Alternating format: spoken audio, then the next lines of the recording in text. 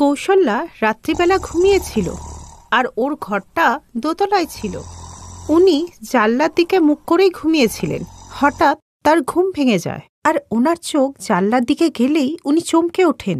আর উনি দেখলেন যে প্রতিবেশী বিমলার নববিবাহিত পুত্রবধূ জানলা দিয়ে দেখছে। কে কে ওখানে? পায়েল নাকি? এই কথা বলার সাথে সাথেই জানলার পাশ থেকে পায়েলের মুখটা সরে গেল আর বিমলা দেবী সঙ্গে সঙ্গে ছুটে গেলেন। কে কে ওখানে? পায়েল, তুমি নাকি? কিন্তু কৌশল্যা কাউকে দেখতেই পেলেন না। উনি জানলার আশেপাশে খুঁজতে লাগলেন, কিন্তু কাউকেই দেখতে পেলেন না। তাই সারা রাত ওনার ঘুম এলো না। পরের দিন সকালে উনি বিমলা দেবী বাড়িতে যান। আরে কৌশল্যা, এত সকাল সকাল কি ভেবে এলে? ঘরে কি চা পাতা চিনি শেষ হয়ে গেল? বলো। আরে না না, চা চিনি না, আমার মেন্টাল পিস শেষ হয়ে গেছে। Mental peace? এ আবার কি? কোনো নতুন ধরনের খাবার নাকি? আরে মেন্টাল পিস মানে মানসিক। আরে ছাড়ো ছাড়ো, তুমি ওসব বুঝবে না। তোমার বৌমাকে ডাকো। বৌমা, ও পায়েল বৌমা, তোমার কৌশল্যা কাকিমা তোমার সাথে দেখা করতে এসছে, একটু বাইরে এসো না। পায়েল চোখ ডলতে ডলতে ঘর থেকে বাইরে এলো।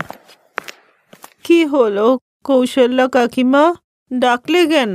আমি তো ঘুমোচ্ছিলাম। হ্যাঁ হ্যাঁ, রাত্রিবেলা লোকের জানলা দিয়ে তাকালে দেরি পর্যন্তই ঘুম হবে। লোকেদের জানলা দিয়ে দেখা, এটা কি বলছেন কৌশল্যা কাকিমা? এ কি কৌশল্যা, তুমি কি আজে বাজে কথা বলছো আমার বৌমার নামে? কাল রাতে আমি পরিষ্কার তোমার বৌমাকে আমি জানলায় দেখেছি। এই নিয়ে পরপর 3 দিন দেখলাম, বুঝলে? কি? আপনার জানলার বাইরে? কিন্তু আপনার ঘর তো দোতলায়। হ্যাঁ তাই তো, ওখানে কি আমার বৌমা উড়ে যাবে নাকি জাদুর সাহায্যে পা লম্বা করে নেব? কৌশল্যা চুপ করে গেল। ওকে চুপ করা দেখে বিমলা বলল, কৌশল্যা তুমি তো ঘুমিয়েছিলে, তুমি তাহলে স্বপ্ন দেখেছ। যাও বাড়ি যাও, গিয়ে চা খাওগে। না না, আমি চা বানিয়ে নিয়ে এসছি। কৌশল্যা কাকিমা, তুমি আমার হাতেরই চা খাবে। কোনো প্রমাণ ছিল না বলে কৌশলা দেবী চুপ করে গেলেন, কিন্তু তার ভালো করে মনে ছিল যে তিনি পায়েলকেই দেখেছেন। কিন্তু এটা পায়েল কিভাবে করতে পারে, এটা কৌশলা দেবী কোনোভাবেই বুঝে উঠতে পারছিলেন না। পায়েলের বিয়ে মাত্র 2 সপ্তাহ হয়েছে।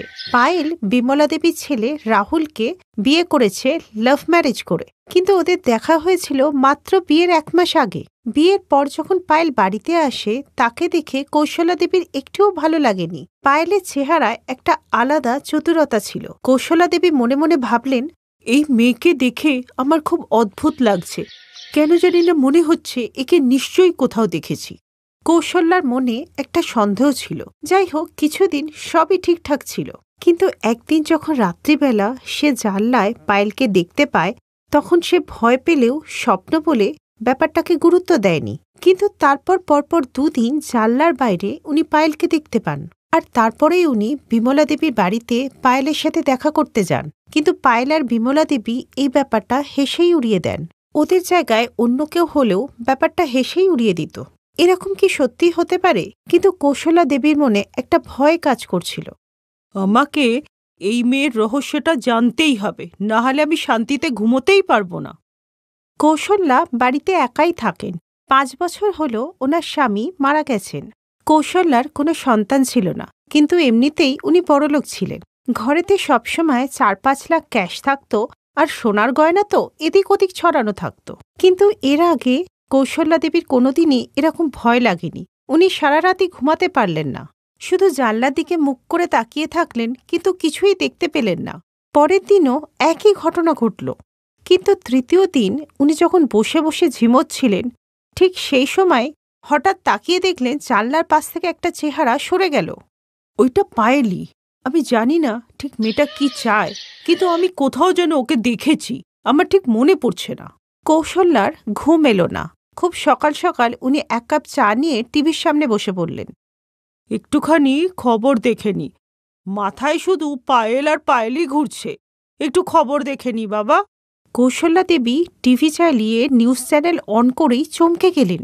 নিউজ রিডার বলছিলেন যে, বৃদ্ধ বৃদ্ধারা, আপনারা থাকবেন একটু সাবধানে, আপনার ঘরেও হতে পারে চুরি। আমরা সেই চোরের মুখ তো এখনো দেখিনি, কিন্তু আমরা জানি যে সে চোর একজন পুরুষ নয়, বরং একজন মহিলা। স্পেশালি একা এবং বৃদ্ধ মহিলাদের নিজের টার্গেট বানায়।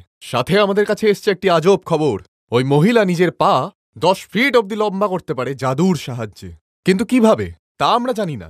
যে বাড়িতে ও টার্গেট করে সে বাড়িতে ও যায় আলাদা আলাদা রূপ নিয়ে, কখনো সেলস গার্ল, কখনো বাড়ির কাজের লোক, আবার কখনো কখনো সেই বাড়ির ছেলের সাথে এ তো বিয়েও করে নেয়। আর এই শুনেই কৌশল্যা শিউরে উঠল আর ওর কিছু মনে পড়ে গেল। আরে, আমার সব মনে পড়ে গেছে। 2 মাস আগে আমার কাছে একটা মেয়ে এসেছিল কাজ চাইতে। আমি তাকে তাড়িয়ে দিয়েছিলাম। ওই মেয়েটা তো পায়েলই ছিল, তাই মুখটা খুব চেনা চেনা লাগছিল। হে ভগবান, আমাকে ভাসাতে না পেরে ও বিমলার ছেলেকে বিয়ে করে নিল, যাতে আমার বাড়ির কাছেই থাকতে পারে। আমাকে এখনই পুলিশ স্টেশন যেতে হবে। কৌশল্যা তখনই পুলিশ স্টেশন গিয়ে পুলিশকে সব কথা খুলে বলে। আর পুলিশের লোকেরা নর্মাল ড্রেস পরে এসে বাড়ির আশেপাশে লুকিয়ে থাকে। রাত্রিবেলা কৌশল্যা ঘুমিয়ে পড়ার নাটক করলে তখনই পায়েল বাইরে এসে পা লম্বা করতে থাকে। এই দেখে পুলিশের লোকেরা তাড়াতাড়ি এসে পায়েলের 2টো পা চেন দিয়ে বেঁধে দেয়। এবার কি হবে তোর, লম্বা পালা ডাইনি?